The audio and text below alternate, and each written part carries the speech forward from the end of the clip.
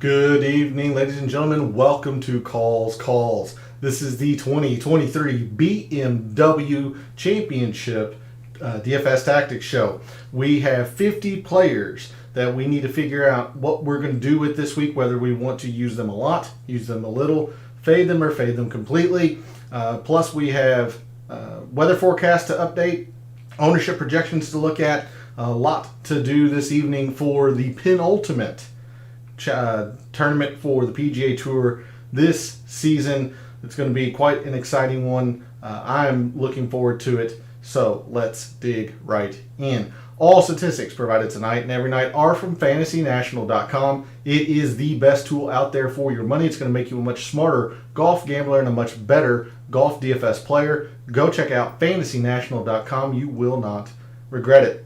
In the description to the video, there are links to all of my social media. First off, Twitter and Instagram. This is where I generally post research for the week's PGA tournament. I did not do so this week for the BMW because the BMW seems to change courses every single year.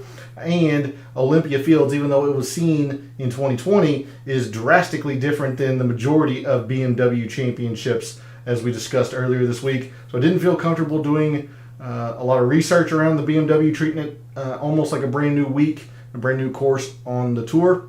But that will come back next week for the traditional Tour Championship site and course, East Lake. So if you would like to see the weekly research that I do for the PGA Tour, give me a follow at your preferred social media site, Twitter or Instagram. Twitter is also where I place my betting cards for the PGA Tour. That'll be no different. That'll come out tonight after the DFS Tactics show. So if you want to see the weekly wagers that I make for the PGA Tour, give me a follow over at Twitter.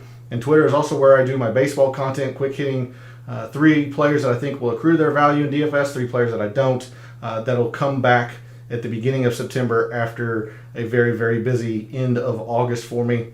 So if you want to see some quick hitting baseball content, give me a follow over at Twitter. Finally, for social media, Gabe's Twitter is in the description. He writes a very good article called The Fringe. I highly suggest you go give him a follow and subscribe to that article. It is free to subscribe to, and if you are a subscriber to that article, you will be able to join us in his Substack chat on Wednesday evenings after the FedEx Cup playoffs. We're going to pick that up, or I believe he's going to pick that up, starting back again in the fall with the Fortinet.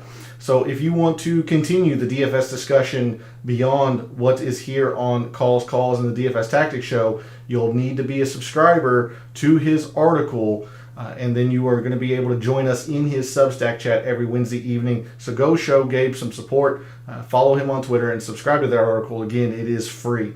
And then lastly, for this intro, we are live. Chat is open. Obviously, want to hear from you all. Who are you going to play this week? Who are you fading? Who do you think wins the BMW Championship? Do you think Patrick Cantlay goes 3 in a row? Who do you think plays into the top 30? Who do you think plays themselves out of it? I believe I have quite a few players that seem to be getting overlooked, at least by the members of Fantasy National, including one that's very, very low in the price board. So I've got 2 or 3 players that I want to suggest to you all to think about heavily, and one player that I'm going to be completely out on, and a pretty popular player at that. So stick around to the end for that. But we've got a lot to dig into, so let's figure out our strategies and our tactics for the 2023 BMW Championship. And we're going to start, as we always do, on a Wednesday evening as soon as I change where the camera needs to go.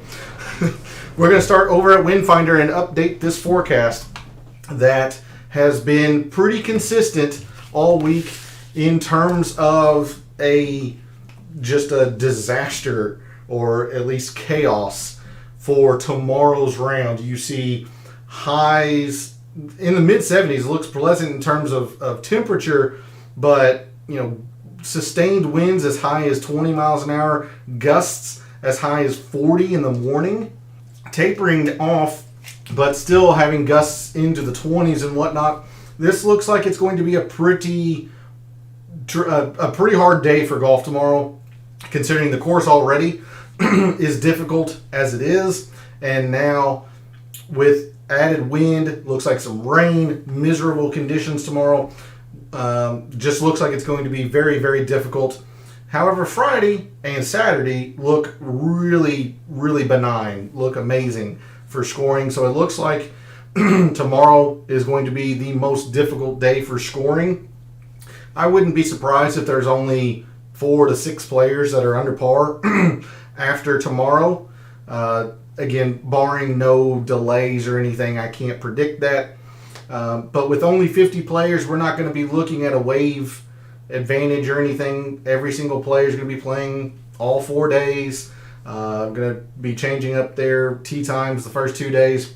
No real wave advantage, but it does look like all of tomorrow is going to be dealing with wind. If you want to, again, I'm not going to do anything in terms of preferring tee times. For showdown purposes, you probably want to focus on the players who are playing late. If you are looking at round 1 showdown, perhaps look at or stack the latest tee times possible, as it looks like they are going to be missing the majority of the wind. But in terms of our full week contests, full tournament contests, no look at a wave advantage. And then if we look at the Saturday and Sunday forecast, looks pretty good. If anything, the weather that looked like it was coming in on Monday that was going to be very, very windy when we checked on Monday night has been actually pushed back to Tuesday. So it looks like once this system gets through on Thursday, the rest of the tournament looks pretty darn solid for scoring conditions. Maybe a little bit of wind late Saturday into early Sunday, but it looks like the trouble of the tournament, the worst conditions are on for tomorrow, especially tomorrow morning. But there's the look at the forecast. We're going to move to Fantasy National, and because there appears to be a good amount of wind tomorrow, you see I've got the moderate filter for wind. I'm going to add the windy. In the last 36 rounds, going back to the start of last year, because there's not enough for 2023, I'll just show you that very, very quickly. There's just not enough rounds, moderate and windy conditions. So going all the way back to the beginning of 2022, our top performers in the wind, in moderate and windy conditions: Tony Finau, Sungjae, Scotty Scheffler, Jon Rahm, Rory, Xander, Matt Fitzpatrick, Keegan Bradley, Max Homa, and Sam Burns. There's the top 20 there. So I'll scroll down for you, have you a quick look at that. And then the other end of the spectrum, players that have not played well in the wind in that same time frame: Harris English, Ben On, Adam Svensson, Lucas Glover, Ricky, Tom Kim, Adam Shank, Taylor Moore, Denny McCarthy, Siwoo Kim, and Brendan Todd. Again, this would be a big focal point for any round 1 showdown lineups that you're doing, but in terms of our full week contest or full tournament contest, I'm not going to put any emphasis into the wind. But there's a look at your top wind players. The only other filter that we are going to take a quick look at is difficult to par. I have all the confidence in the world that this tournament and this course is going to play difficult. It did in 2020 for the BMW Championship. I do not see that changing. So your top performers when a round has been difficult this calendar year have been Scotty Scheffler, Victor Hovland, Rory, Wyndham Clark, Tommy Fleetwood, Jon Rahm, Xander, Patrick Cantlay, Jordan Spieth, and Colin Morikawa. All right, with that, we're going to move to the mixed condition model that I have made for the week. And I will remind you that last week I used several filters, or several metrics, several filter combinations, almost seemingly grasping at straws, throwing darts, a lot of 5%ers, because I was never very confident in my performance in these small premier fields. And last week was pretty successful. I cashed 60% of my lineups. Felt like I did pretty darn well. A couple of good suggestions, a couple bad, to be fair. So I went and used the same kind of thought process this week. I've got 2 to 3 main focal points of the mixed condition model, and quite a few kind of grasping at straws or throwing darts, 5% here, 5% there, trying to see if I can duplicate that success. You'll notice that at the beginning of this mixed condition model, I actually used all 4 strokes gained categories in the mixed condition model. And I think this is the first time I've ever done that. I do think off the tee is going to play a little bit of a factor, but I'm still debating with myself on how much. That's why it's only at 5%. Talked all week how I think around the green is going to be a major factor this week. These greens are small and they're difficult to hit. The rough is very long. So all 4 strokes gained shot types in the mixed condition model. We start with off the tee. I use the difficult to par filter. Again, I'm just very confident that this course is going to play difficult. You could use that for the majority of these metrics. But in terms of major championships, in which the BMW is kind of akin to that, kind of akin to a WGC where the premier players in the world are playing, off the tee seems to be the most important at major championships. So that's why I use the difficult to par filter. And that's why, but I only have it at 5% because I'm still torn on just how much it's going to matter this week, because I really think it's going to be around the green. But 5% off the tee when it's difficult. 10% in strokes gained approach. It's the only metric that I'm using the last 24 rounds because there's no filter, just the last 24 rounds. But when we went through the prior leaderboards Monday night, or the prior leaderboard 2020's BMW, approach really wasn't that big of a factor. It really wasn't. So I backed that off down to 10% this week. 15% strokes gained around the green in long rough. It's one of the 2, maybe 3 big focal points of the mixed condition model. This rough is long. It's listed at 4 inches plus. It's going to be hard to play out of. So I want to see who can play well around the green when it's very, very long. 5% in putting on bent and Poa Anna surfaces. I went ahead and went back to 2019 since that's as far back as I usually go for scarce or small sample size data. I'll go back 5 years. So I went ahead and went back to 2019. Bent and Poa Anna, which is the surface we're on. A quick reminder that the courses that make up that sample size is Detroit Golf Club, the Rocket Mortgage, TPC River Highlands, the Travelers, Silverado, the Fortinet, or used to be the Safeway, the Canadian Open, Oakdale, and 2020's BMW from Olympia Fields is in that set of data. But I only have 5% because I am factoring in putting in a different way a little bit later on in the mixed condition model. So only 5%, but that's a little misleading considering a metric that I have later on. We move to scoring, and I was surprised Monday, but it turns out that birdies gained was the bigger factor than bogeys avoided at Olympia Fields in 2020. So I'm going to back that again from 2020. Now, if it plays different this year, I'll be completely cold to it. But birdies gained when it's difficult, 10%. I thought about putting 5% here and 5% in opportunities.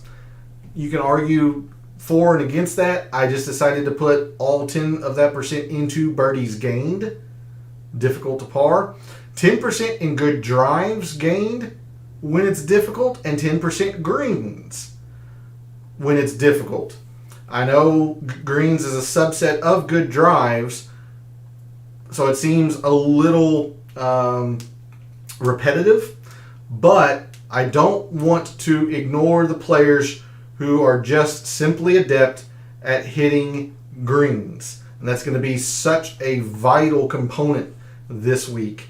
Yes, I want to see some players who can hit the fairways, but the more important part of the good drives gained is going to be hitting the greens this week.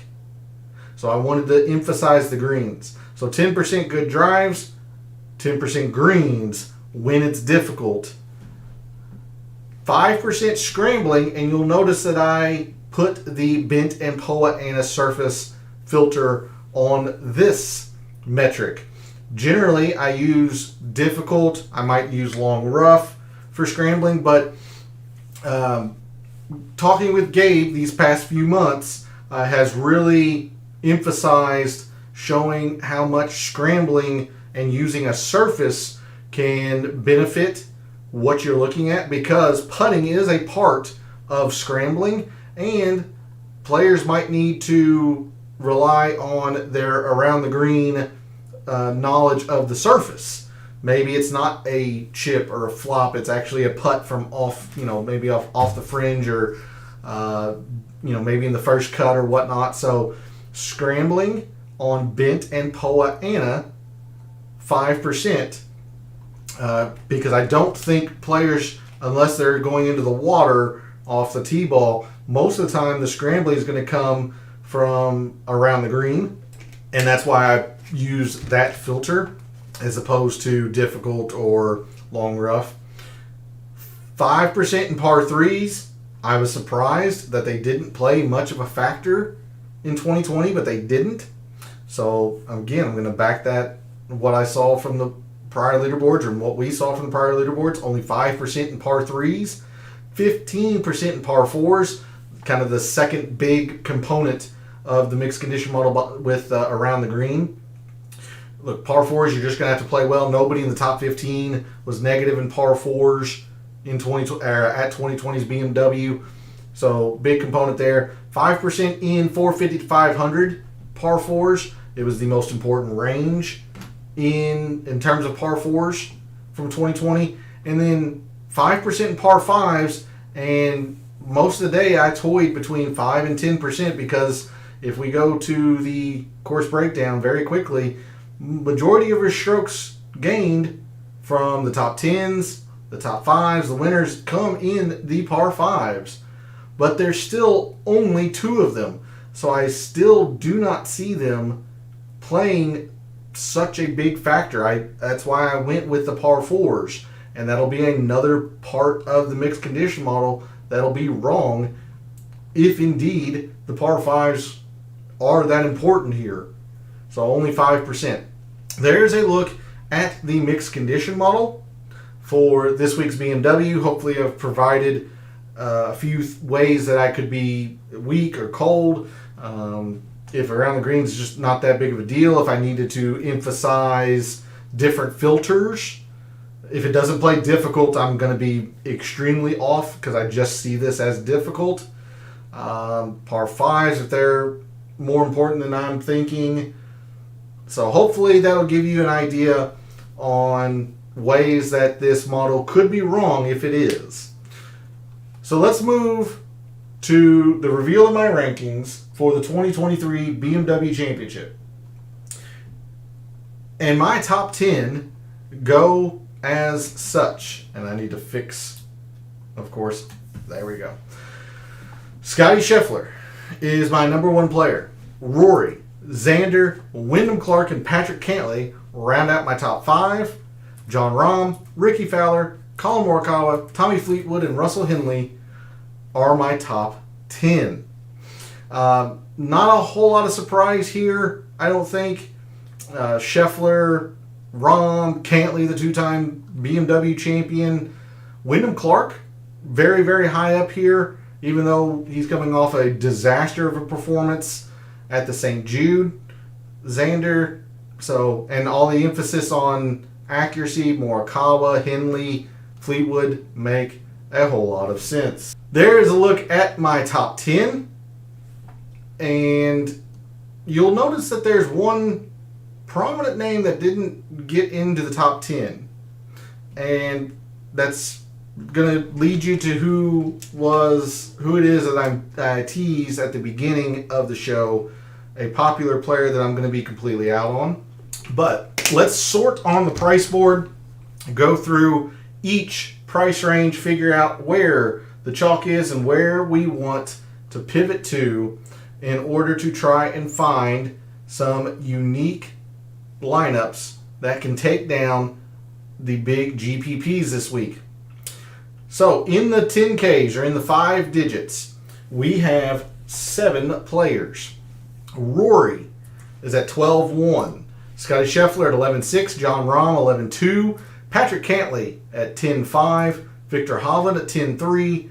Xander at 10-1. And Jordan Spieth at 10,000 even. You notice the first 4 all in the top 6. Xander, always going to rate out well with me. Approach is just pretty well rounded in terms of his game. Jordan Spieth has rated out fairly well lately, and he's been playing better. Was a very good suggestion on my part last week. Played pretty well.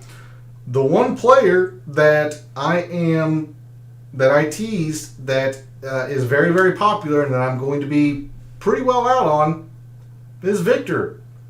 Kind of again. Look, the around the green game has gotten a lot better. No doubt about it. But it's still 41st out of 50 in this field. And Victor Hovland's gotten better because he hasn't had to rely on it consistently over a tournament. I think with the difficulty that Olympia Fields presents, I think the around the green game is going to show some cracks this week. So I cannot say yet that Victor is a full fade, but he's about the closest thing to a full fade as I can get before making my lineups, because I'm still working on those. I just don't like Victor this week. There's a lot to like. Par 4s are great.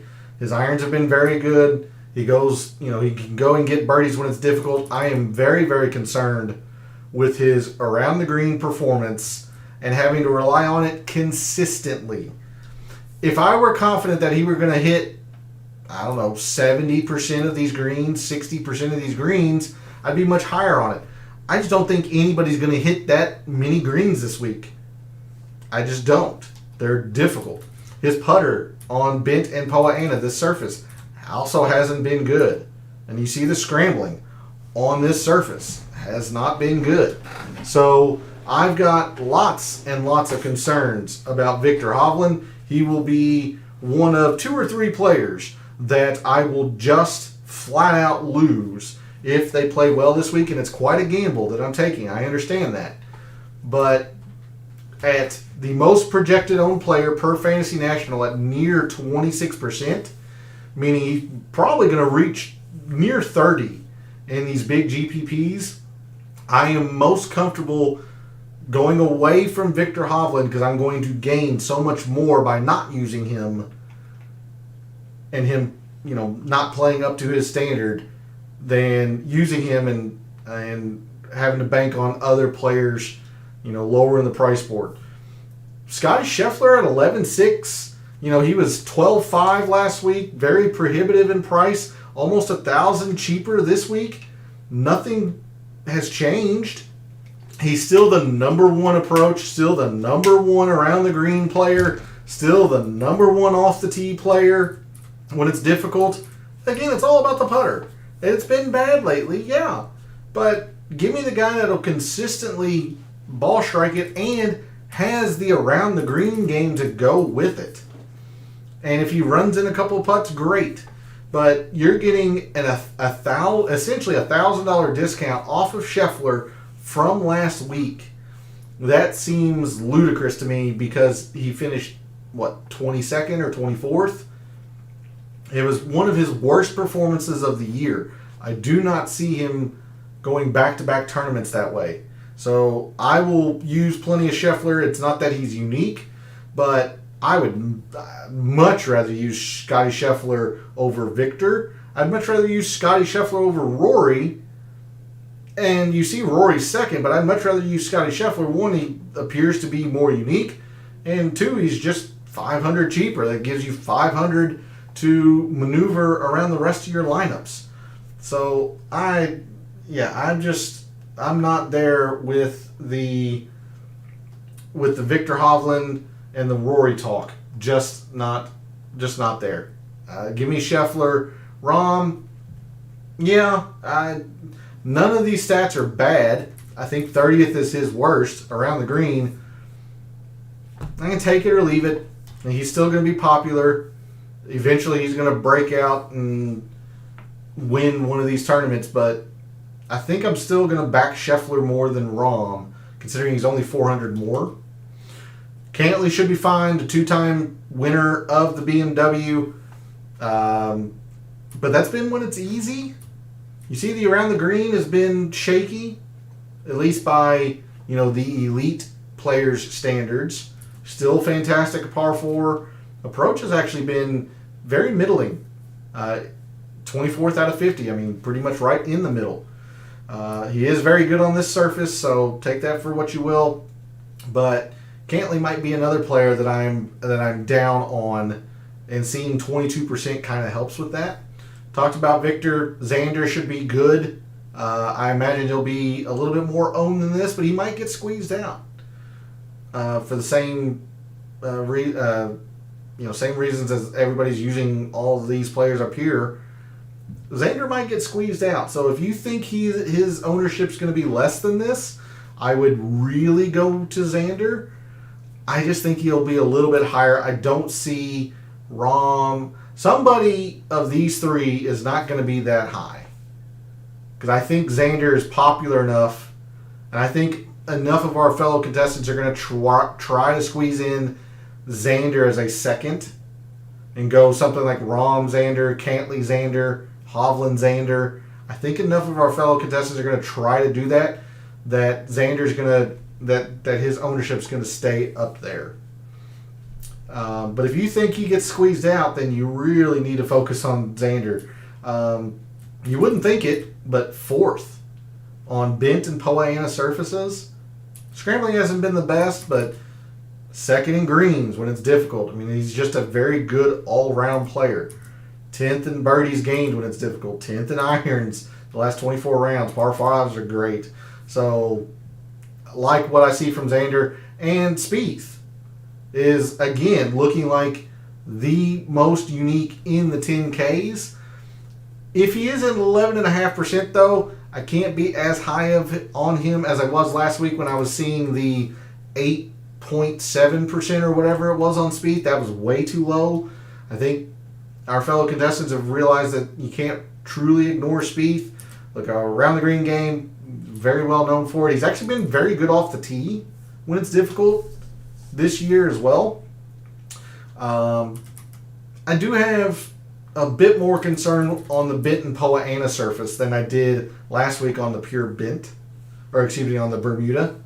So not as high on Spieth this week, but being the most unique in the 10Ks, you certainly cannot just write him off. He needs to be on your radar. So in the 10Ks, I'm going to make Scheffler my number one player. Don't really, unless his ownership gets up into the 30% range. It's the same story with Scotty Scheffler. It's all about the putter. Is he going to make 1 or 2 putts during the week? If he does, he's going to be in the top 5, and you're getting basically $1,000 discount off of him from last week. That just seems absurd to me. So give me all the Scheffler I can get. I'll go Xander 2nd. Again, I'm a little skeptical that he's going to be the 2nd most unique in the 10Ks, but if he is, I'll go Xander. Oh boy, from here, probably Rory 3rd. Probably go Rory 3rd. Rahm 4th. Cantley 5th. No, I'll go Spieth 5th. Although I do have concerns with the surface, I'll go Spieth 5th because he is the most unique. Cantley 6th, and again, it's a dangerous game, but I'm close to full fading Victor Hovland. Can't say it is a full fade yet because I haven't finalized my lineups, but Victor's close to a full fade, so he's one of the few players, or he's one of the 2 or 3 players that I'll lose to if they play well. And that's the thing with these small fields. You have to choose. You just have to plant your flag somewhere. And I'll plant mine on a different place than Victor Hovland. Not using, I'll go with Scheffler. So, moving into the 9s. Colin Morikawa, Tommy Fleetwood, Max Homa, Hideki, Sungjae, Ricky Fowler, Lucas Glover, and Terrell Hatton. For as much as I was down on Max Homa last week and he played well, I'm going back to him even though the ranking is not great. It's Benton Poa-annua. He wins the Fortinet. He generally plays well on or at the Travelers. I'm not worried about the around the green. It looks bad. I'm not terribly worried about it. Look, he goes low he can go low when it's difficult.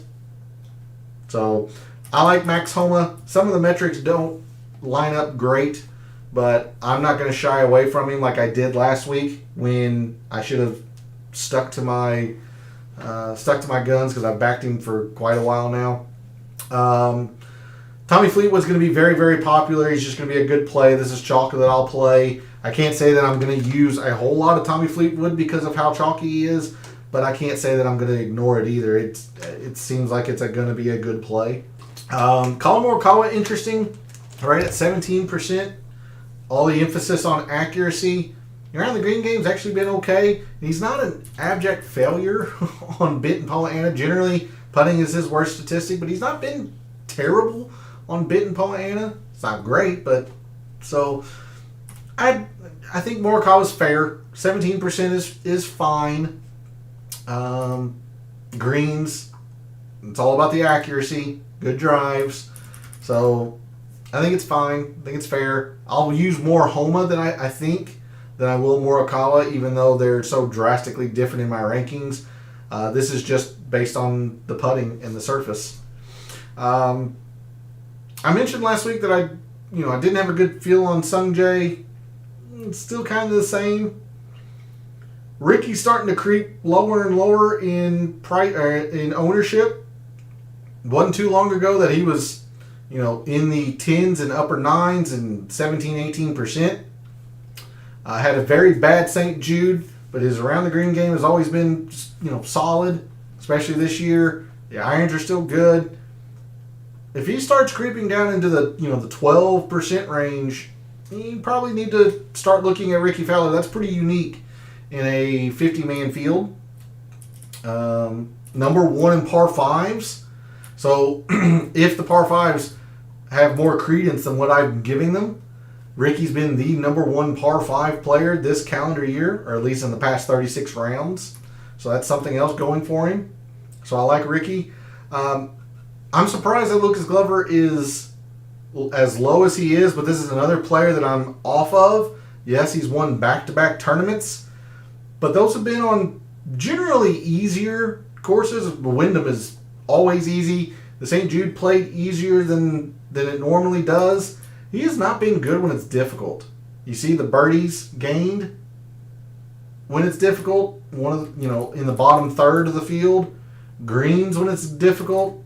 Putting on this surface hasn't been great. Granted, his putter, he's got that new broomstick and he's been lighting up everything. I've got concerns with Lucas Glover, so I'm going to be out on Lucas Glover. I really want to like Hatton. I was hoping he'd be more unique than this, but man, at 18%, he just might be another fade. The par fours are great, but he hasn't been really good around the green lately. Irons haven't been solid either. So Hatton might be a fade. I do want to like Hatton this week, but that ownership is pretty high for my liking. So in the 9Ks, look, I'll have some Morikawa. I think it's fair. It's just lukewarm. Fair ownership, probably fair price. All about the accuracy. I'm going to use Tommy Fleetwood. It's just a good play, I think, this week. I like Homa quite a bit. Hopefully he'll be a little bit. Hopefully he gets squeezed out a little bit. Just gonna be honest, I don't have a good feeling on Sungjae for or against. I can't seem to narrow down Sungjae. I'm out on Lucas Glover, and I think Ricky could be sneaky this week if he's starting to get this low in ownership. I think you need to pay attention to Ricky. Moving into the 8s, we have Connors, Wyndham Clark, Tom Kim, Jason Day, Cameron Young, Sam Burns, Tony Finau, Russell Henley, Brian Harman, and Matt Fitzpatrick. And I'm going to tell you right now, this is where I've been living a lot of my mock lineups or whatever. I've been loading up in the 8Ks. Probably tells you a lot of the types of lineups I'm building. Let's start with the number one player that I have in this range, Wyndham Clark. You think about the U.S. Open, always a very difficult test of golf, just like the BMW was at Olympia Fields. Wyndham Clark wins. Only at 11%, so at least members of Fantasy National aren't liking something with Wyndham Clark. I don't know what it is, because his around the green game is very good, and that's one of the biggest factors in my mixed condition model. Par 4s are great. Yeah, his irons haven't been the best in the last 24 rounds. Not worried about the irons, especially if the around the green game is as strong as it should be. Speaking to that win at the U.S. Open, he is the number one birdies gained player when a round is difficult. He can still get birdies when it's difficult. I'm not concerned about that for Wyndham Clark. 5th in greens. And he's not bad on the surface either. 21st out of 50. Number 2 in scrambling. Gosh dang it, it's just off your screen again. Number 2 in scrambling. It's also decent at the par 5s. So, I don't know why Wyndham Clark's only sitting at 11%. I'm going to be overweight on Wyndham Clark a lot. I really like how this sets up for Wyndham Clark this week. The other player, surprisingly to me, but you look at the metrics across, Jason Day. Sub 7% in a 50-man field. Number 3 in around the green and long rough. Par 4s have been fine. Yeah, the irons have been the worst. 50th of 50. They've been the worst in this field. But when we went and looked at the 2020 BMW Championship, they weren't really all that correlating for success. I'm thinking it's going to be more so around the green, and that's why Jason Day really rises in my rankings. Number 8 in birdies when it's difficult. He's also good on the surface. Off the tee is good when it's difficult. The par 5s will need to be better, sure. Par 3s aren't great. I just don't know how much they're going to factor in. So, I'm going to be overweight on Wyndham Clark. I'm going to be overweight on Jason Day. If one of or both of those players struggle this week, it's going to be a very, very bad week for me. But this is a couple of plays on ownership. 11% in a 50-man field is very unique. Or not very unique, but it's unique. Good evening, P and Joey. Thanks for jumping in chat. Much appreciated. No problem for being late. Did you make it to the practice round yesterday or today? And Joey, I will be seeing you on Friday for our club championship qualifier, which I'm sure is going to go great. It probably will for you. I'm sure there will be some club tosses and some four-letter words from your playing partner Friday. No, but I need to. Yeah. So in the 8Ks, I really like Wyndham, Jason Day, Tom Kim. This doesn't feel like a good Tom play a practice round. Can't be worse than last year. You say that. There's always a way, sir. There's always a way. I can't. I just don't envision this being a good Tom Kim course, but he'll be unique for what it's worth. Cameron Young, people seem to ask, is he back? When's he going to get back? I don't know. The irons haven't been very good. The off the tee, generally a good weapon, and it's good here.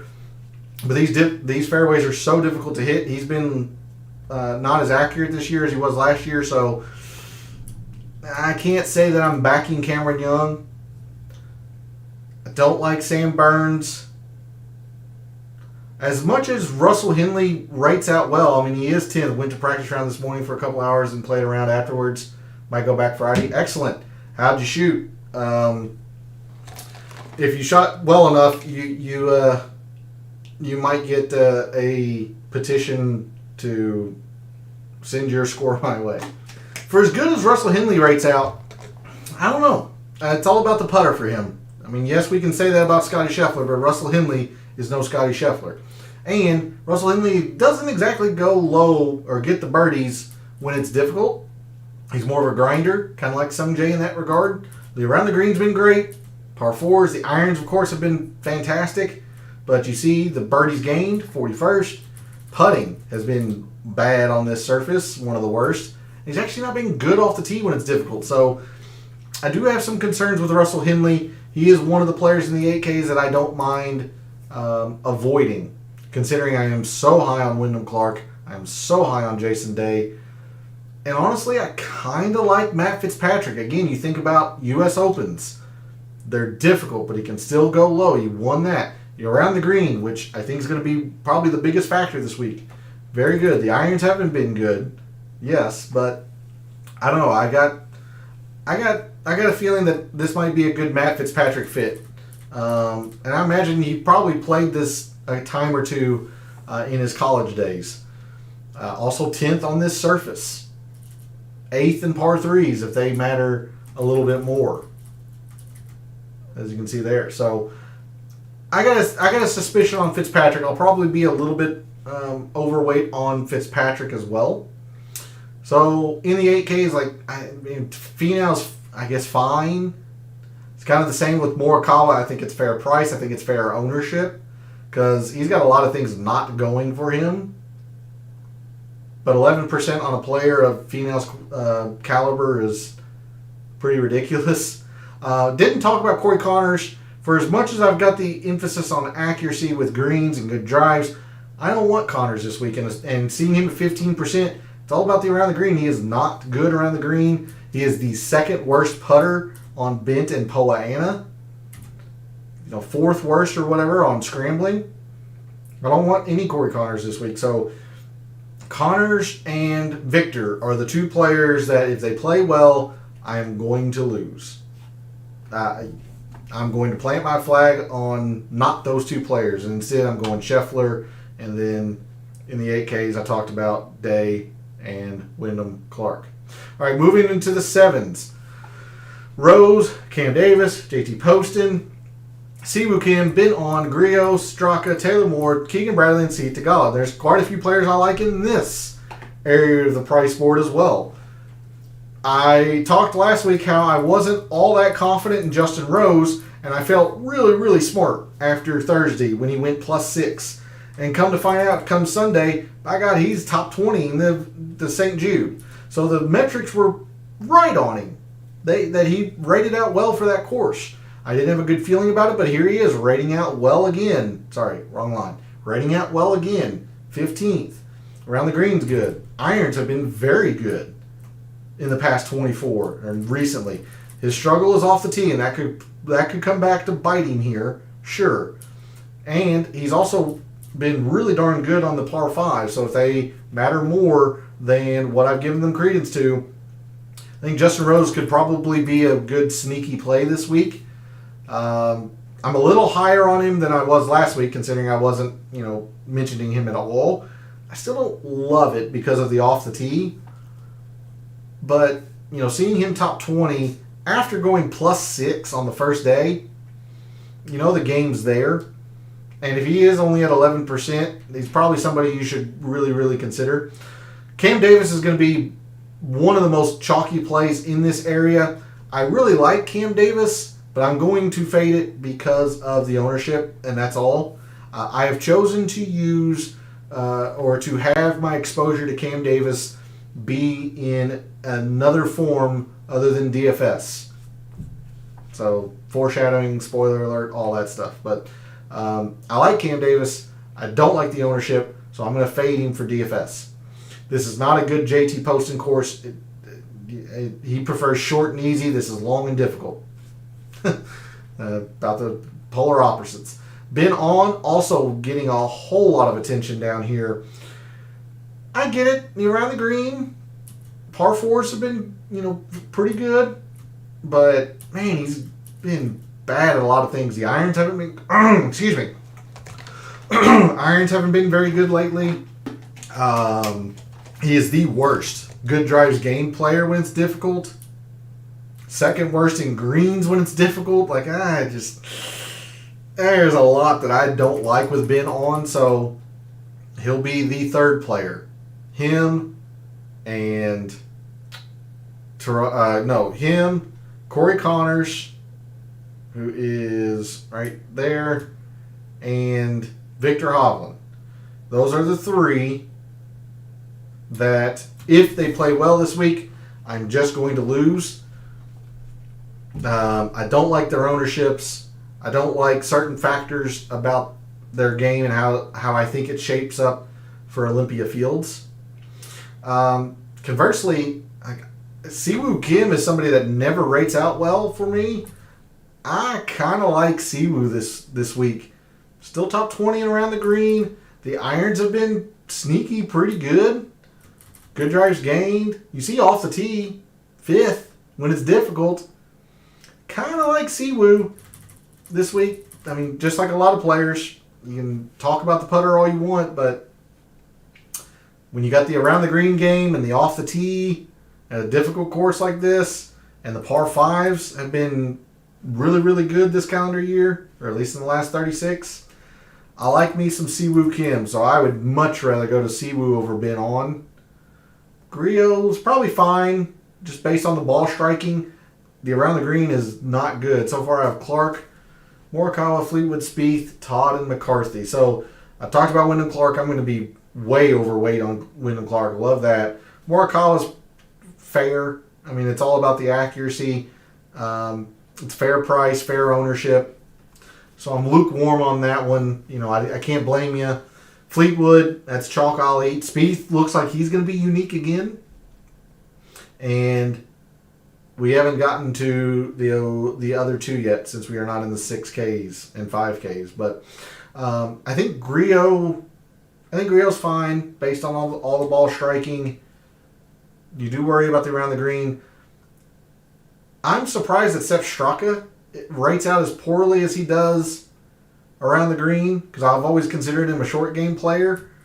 The irons haven't been as good the last 24 rounds, but man, he's got a lot going for him. And you think about his win last year. Yeah, it was last year, 2022, but he still played well at that same event this year. The Honda, what is it? Extremely difficult. Always plays difficult. He wins that. He plays well there. You can get birdies when it's difficult. He's good drives gained. His greens, very good when it's difficult. He's fine on the surface, although you would prefer Bermuda, but he's fine on the surface. Seeing a sub 10% Sepp Straka, I'm pretty excited. So I'm gonna be overweight on Sepp Straka as well. I like him quite a bit. Taylor Moore is quite interesting as well. I think this could be a decent showing for Taylor Moore. He's not getting a lot of love. Everybody's going to Keegan, which I actually wanted to back Keegan when I started thinking about the show tonight. I can't with 16.5%. I just can't. But I envision a scenario where Keegan does play well, because this is bent. Straka killed you last week. I mean, that's one of the things that you have to be willing to do, is to have a very, very short memory and recognize that courses and tournaments are completely different setups week to week. I know it can be difficult to do. I'm guilty of doing that same thing. Like, oh gosh, player X crushed me last week. How can I back him again? It's all part of it. Courses are set up different. Players have different strengths. Keegan, I want to like, but I hate that ownership, so I can't recommend using Keegan. And Tagala's, I never know how to think about Sahith Tagala, but we talked about it on Monday evening. He popped on several of these difficult to par filters. Number 2 on birdies gained when it's difficult. And he's the number 2 putter on this surface. So he's got some stuff going for him, but literally almost everything else is red. So I just don't. I don't know. 7.5% on Tagala is intriguing. Are you really willing to bet or risk all of that on the putter and the birdies gained? I don't know. If I'm trying to do a putter, I'm not thinking about Sahith Tagala. That's what I'll say. But he is the number 2 player or putter on this surface. Moving into the 6s. And I'll include the 5s in the 6s, but in your as P would jokingly say, dumpster diving. It's your bottom part of the price board. There are a couple of players that I really do want to recommend. And one player that I think you should probably think about that no one is probably going to think about.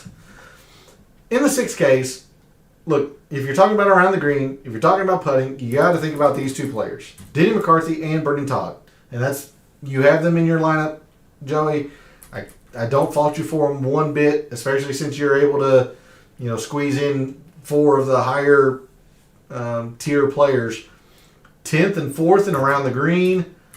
Their irons haven't been good lately, but it wasn't too long ago Denny McCarthy was in fuego with the irons. I mean, he was 9, 10K in some tournaments.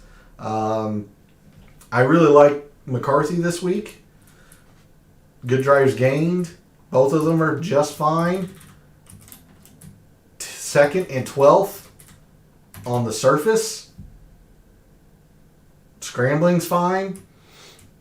I like both of these players. It's going to be hard for me to discern one between the other.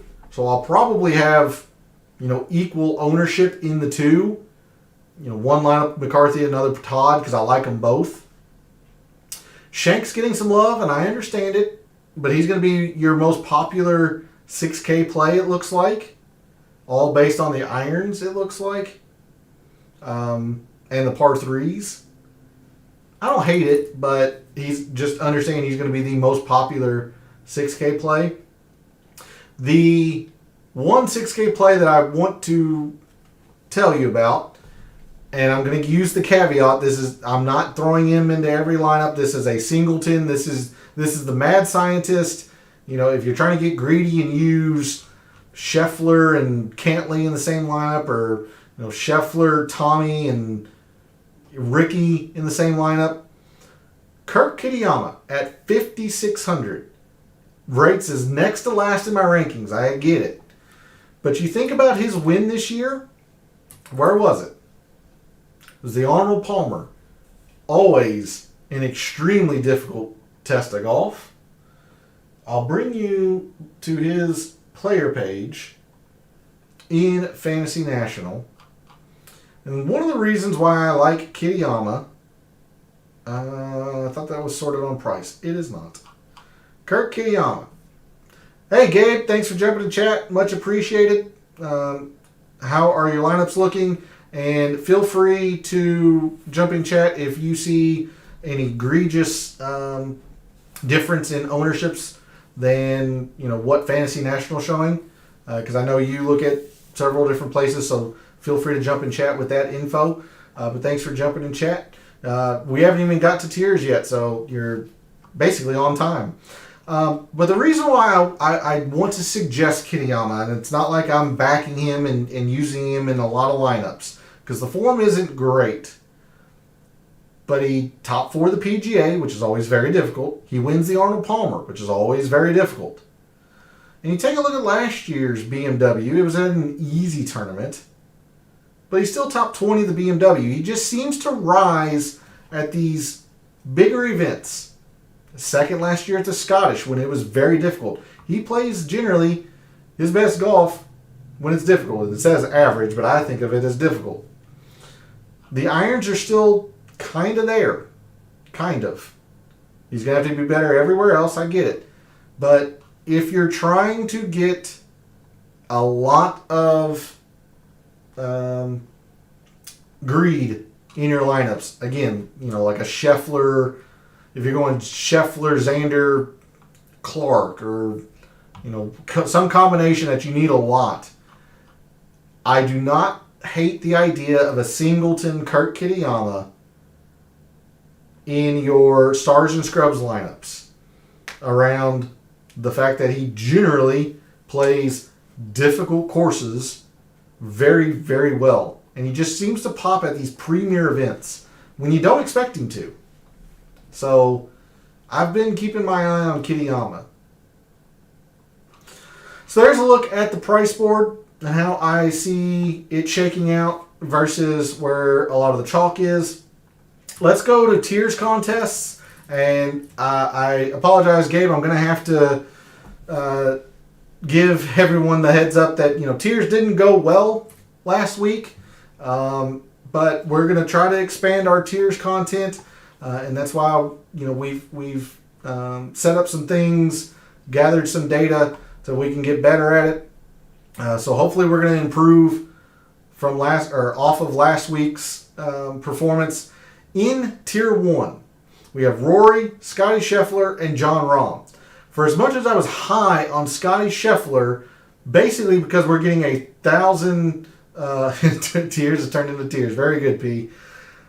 As much as I was high on Scotty Scheffler in Classic, I like him in tiers, but the big draw to Scheffler was basically the 1,000 discount that we were getting off of him last week. I see all three of these players being pretty equally owned in tiers. And I generally try to avoid the bad putter in tiers because it can just cost you so much.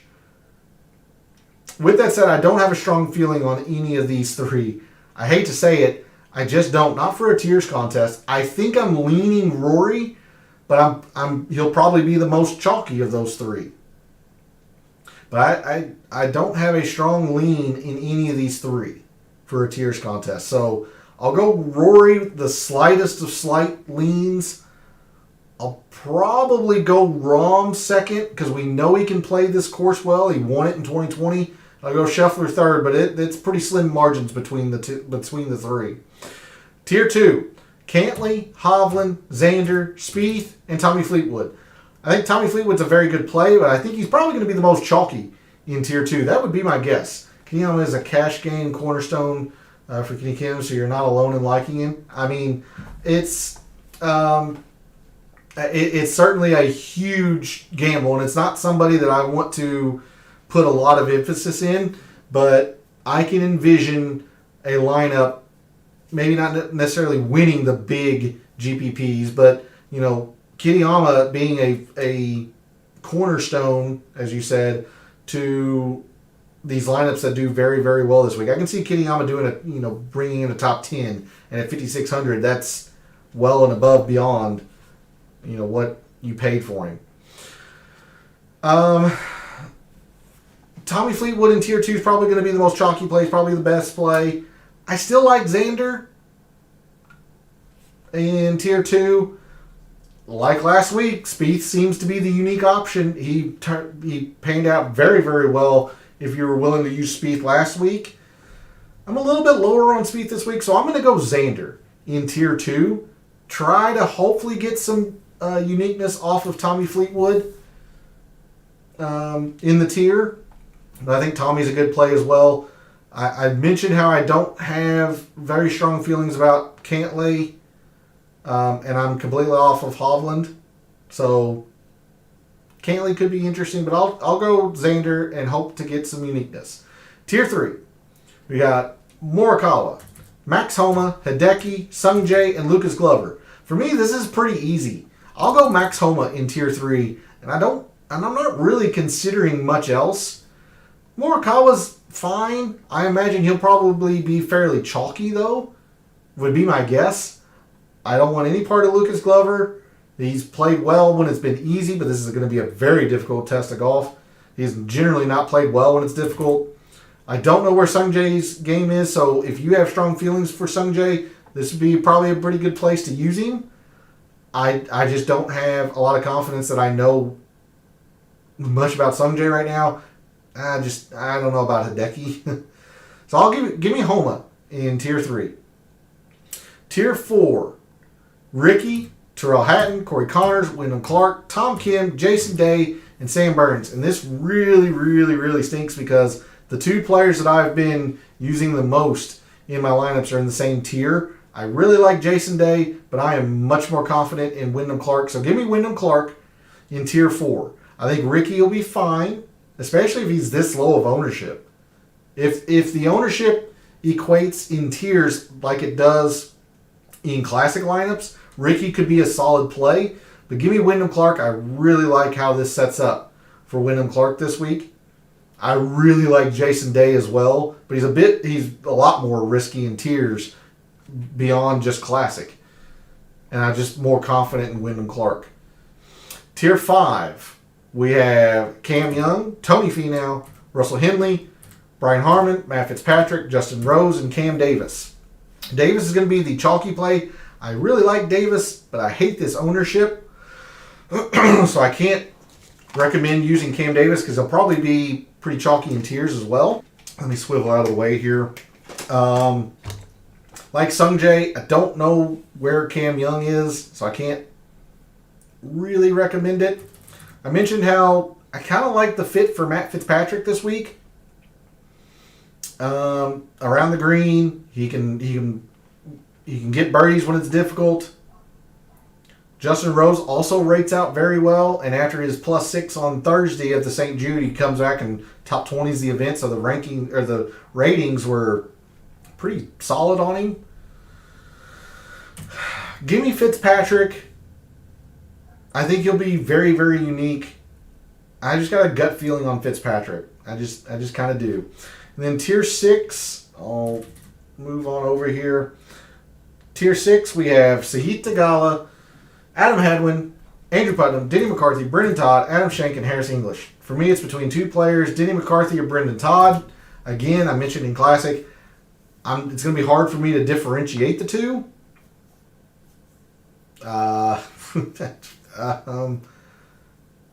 Flip a coin. This is literally 1A and 1B for me. It's one of these two players in tier 6 for me. Theegala could be interesting because he plays difficult courses so well, but he's a fair distant third to these two. Flip a coin. I'll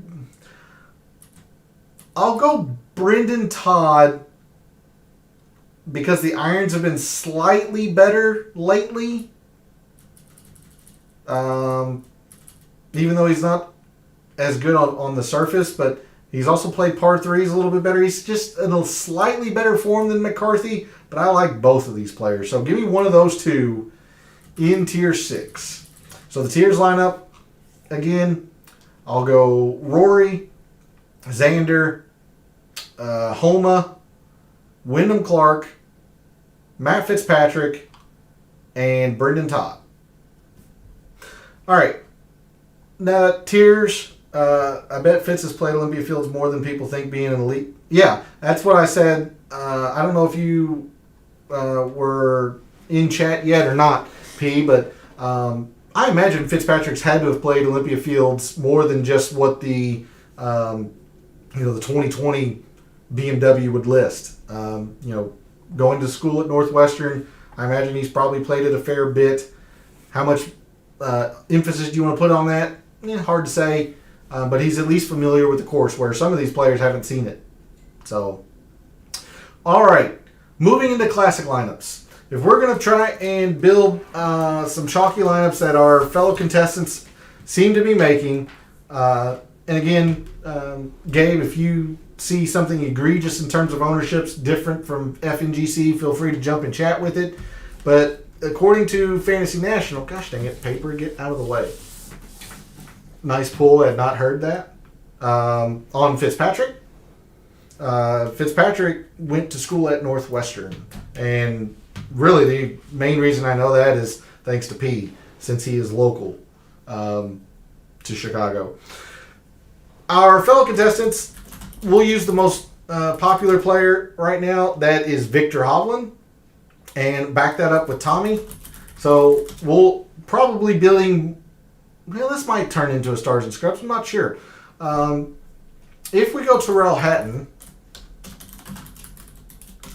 that leaves $7,000 per player, which can be done because we have a few 5Ks and some of them getting some love. You can easily envision a lineup like this going all the way down to Adam Schenk, who's getting 13% with the members of Fantasy National, leaving $7,200 per player. That's an average of 75 and 7,000.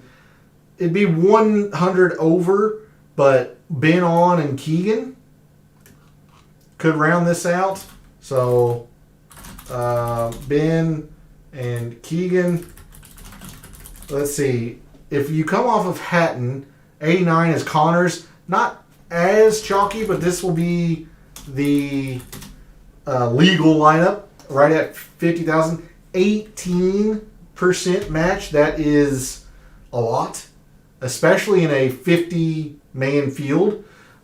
This appears to be a generic lineup that our fellow contestants seem to be using. Victor, Tommy Fleetwood's the third most projected owned player that I'm seeing per Fantasy National. I'll call this a balanced lineup. Yes, it's going into the 6Ks, but I'll call this a balanced lineup because it's not using anybody, in the 11s. If our fellow contestants are going stars and scrubs, we'll have to use a couple of the same players. Of course, Adam Schenk. We might change that up, go to Lee Hodges. But if they go stars and scrubs, it's looking like Rory. This will probably again be Victor, but just in the interest of using different names, we'll try. Oh gosh, that's still probably too much. Let's go Rory, Homa maybe, and then let's try to squeeze in an 8 as well. Homa. I wonder if Tommy Fleetwood could get in this. 61. No. That is the answer. Homa. Ricky? Hatton? Let's do Hatton. We didn't use Hatton last one. Gosh, that's still low. This is the problem with these stars and scrubs lineups that kind of plagued last week. How I'm seeing it be pretty difficult to do again this week. That's why I gave you all those plays in the 8Ks that I really like and shows you the kind of lineups I'm building. Rory, Homa. I'm trying to use different names, but it seems like our fellow contestants are kind of going to the same places. Cameron Davis is getting a whole lot of attention at 78. This will be 7,000 per. Keegan. I don't know. Keegan. That's the trouble with using Rory, like it was the trouble using Scotty Scheffler last week. Just a very prohibitive price. 7,000. See, Tagala's not getting a lot of love. I mean, Shank. So move this around how you see fit. If they come off of home and go to Hatton, this will be Keegan, and then this has been on. So there's what I would say stars and scrubs with Rory and Hatton, 18.5%. Still very, very chalky. I think FNGC might be too high up to. Those ownerships suggest people are playing 210 plus, which I doubt is happening very much. The only reason I would say that they could be, and I went through this in the 10Ks, I really think the reason I think that it might be getting pulled off a little bit is that Shank at 13.5, again, per Fantasy National, Lee Hodges at 12, and then I saw right before the stream a prominent person in the industry give Adams Vinson some love. So there are 4 players in the mid to low 6s that are double digits per Fantasy National. Because of this, I think fellow contestants are going to try and squeeze Xander as their second 10K. It might not happen, but I would venture to say that it's probably something like Victor Xander. They're probably not able to do Rory, but they're probably doing something like Victor Xander, Cantley Xander, maybe even Rahm Xander. But they're absolutely coming down to one of these guys. It looks like the most popular is Shank, but I mean Eric Cole at 11.5, Hodges at 12, Svensson at 11. Our fellow contestants seem to be, at least the members of Fantasy National, are comfortable going to one of these places. I'll use Eric Cole. just in the interest of using a different name, you can even this out with high 7s. You can even throw in an 8 in here. Russell Henley getting some love. Cameron Davis. And then this is Keegan. Leaving 200 on the table, but that's still a 17%er, which is pretty high in terms of ownership. Like, I don't think you're going to be able to find a 10% lineup this week because there's only 50 players. Uniqueness is just going to be very, very difficult. That's why I was really highlighting some of the players I did going through the price board. But I think that's the way they're doing it, Gabe. And I really do see some 2 10K lineups maybe going to Rahm. I think if they go Scheffler or Rory, they're not going to be able to do it. You might be able to do it with Rahm if you come off of Henley, but you're not going to be able to, do much, and you're going to have to go into the Schenk and the Cole and the Svensson and those players down there. All right, so if we want to maneuver around that chalk, I'll start with stars and scrubs because it's not the lineups that I've been building, to be honest with you. But if I'm going to go stars and scrubs, I'm going to go Scotty Scheffler.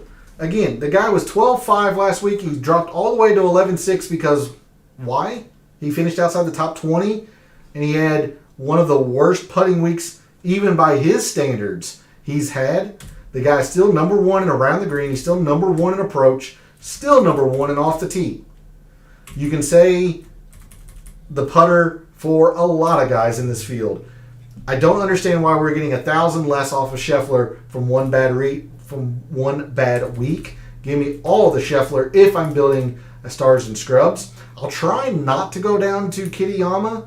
We might have to, but I mentioned Todd and McCarthy, who I really like as well, so I'm hoping to stay there.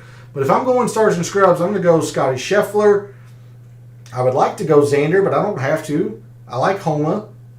Morikawa's fine. I am interested to hear what you see Ricky's ownership at, because that seems pretty low for Ricky, considering he's been playing very, very well. 14% seems rather low. If Ricky is indeed that low, I'll go Ricky. Go Scheffler, Ricky. Love Wyndham Clark. He's going to be in the balanced lineup, but Jason Day, somebody I'm extremely high on. And then moving into the sevens, Sepp Straka. I really like Sepp Straka this week. The irons are not as bad as they've been lately. And you think about his win at the Honda, a tremendously difficult course. Birdies gained, very good when it's difficult. Good drives, greens. Guy just plays solid golf. You see him even lower at 10%. Well, then there you go. There's fire up the Ricky. I don't know why Ricky would be that low. Around the green game is always solid. The irons are still good. Just like Scheffler, he had a bad week last week. Everybody has bad weeks. If he's really at 10%, I really like Ricky, then I'll be overweight on that. But to finalize this unique-ish stars and scrubs, go Sepp Straka. Let's see, in the lowest of low sevens, you might be able to use Keegan Bradley. Taylor Moore, I think, could be fairly interesting this week, but I'll save some money and you can adjust this however you want. I'll use both McCarthy and Todd. Oh, well, no, I lied. You're going to bottom out at McCarthy and Todd. So this is similar to the lineup that you were mentioning earlier, Joey. A little bit different in terms of composition up top, but using the bottom two. 10.5%, that's pretty darn good for uniqueness. In a 50-man field, you're doing pretty good. This probably will be unique. You're still getting the number one player, or arguably the number one player with him versus Rahm. Ricky, an ownership play that seems to be even lower. Again, I wasn't high on Jason Day, or wasn't high on Justin Rose last week. He turned out to play very well.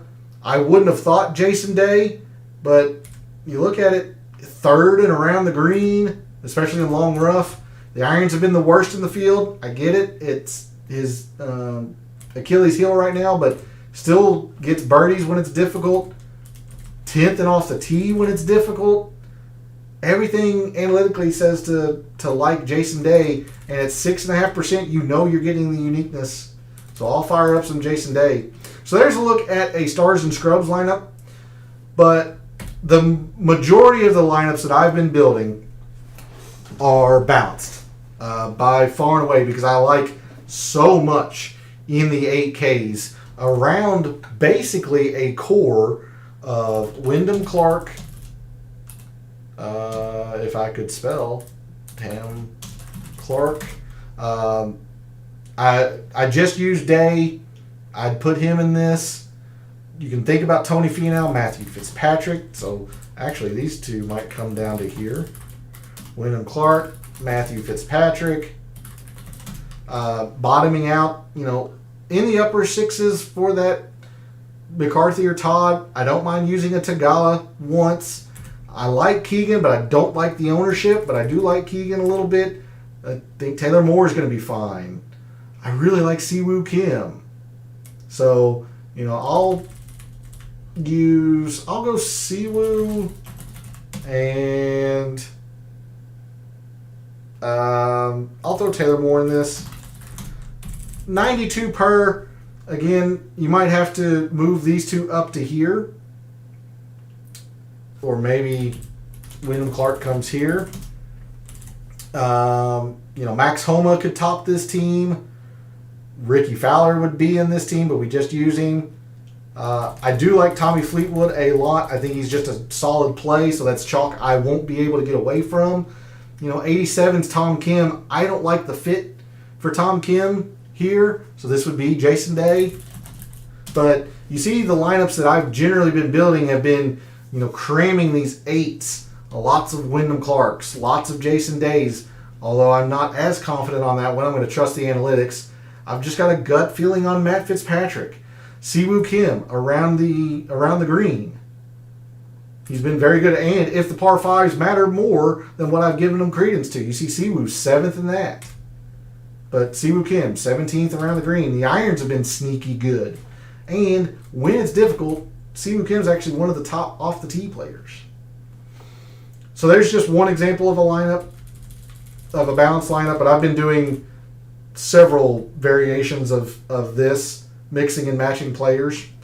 I'll stick around for a couple minutes if there are questions. If you want to look at somebody's player page in Fantasy National, if you want lineup shells or lineup theory. But that's what I have for you in terms of the BMW Championship. I can't stress it enough. In a 50-man field, it's just going to get highlighted even more. You've got to plant your flag. You got to find a lot of uniqueness. That's why I'm planting my flag on Wyndham Clark. Again, I can only go by what Fantasy National shows. He's at 11%. I think that's way too low on a Wyndham Clark. So I will plant my flag on Wyndham Clark.